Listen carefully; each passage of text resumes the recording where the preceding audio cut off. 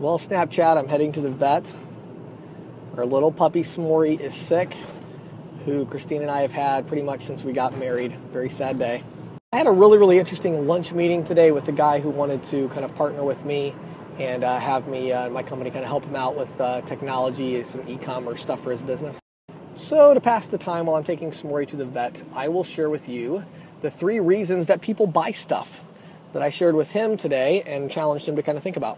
One reason people buy stuff is because of the brand identity. In other words, the brand already stands for something that they believe in or that they find to be important or that they're passionate about. So right now I'm recording this Snap on an Apple iPhone when I could just as easily get an Android device for cheaper that does all the same stuff, but I believe in the Apple brand and the way they design, the way they do business. If you can develop a local brand that people are just drawn to and that they believe in, that is the most powerful of the 3 options, but it's also the most difficult to create. So you can potentially get to the point where people are like, wow, I want to do business with James because it's James, and I want to do business with him because other people I respect do business with him. The second reason that people buy stuff is because it's differentiated and it does something better or differently than the competitors. This is where most of you live as salespeople. You're talking about why your solution is better than everybody else's, and that can be powerful, but of the 3, it's the least powerful. It's the easiest, but it's the least powerful. The third reason that people buy stuff is because it is a very targeted solution that meets a very specific need for their niche.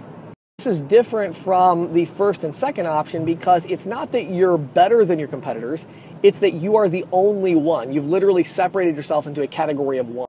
This strategy requires an enormous amount of discipline and thought and strategy, but it can be extremely powerful and effective, especially for referrals. The strategy for this one is really pretty simple. You just keep narrowing down what you offer until you are the market leader.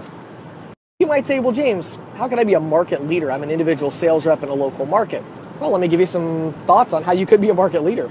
You could become the market leader for providing gift card programs for pizza shops that process between $10,000 to $30,000 a month in your area. You could provide electronic check processing for auto-related businesses in the whatever metropolitan area that you happen to live in. You'd be the only one doing it. Now, what I like to do is I like to combine methods 2 and 3. That's what works best for me. So I identify a bunch of individual niches in my market. Then I look for ways to become the market leader for each of those niches with one need, something that does set me apart from the competition, but also it's kind of that narrowing of the focus of what I do. So if you want people to buy stuff from you, you need to make sure that you are offering one or more of 3 things. Either number 1, you have a powerful brand and people want to be involved with you. Or number 2, you are providing something that is significantly better than the competition in a way that your prospects will value. And finally, number 3, you are a market leader for a very specific niche, providing a very specific solution for a very specific need. If you're watching my snaps on YouTube, make sure you subscribe on Snapchat. Just go to Snapchat and look me up. CC Sales Pro is the username.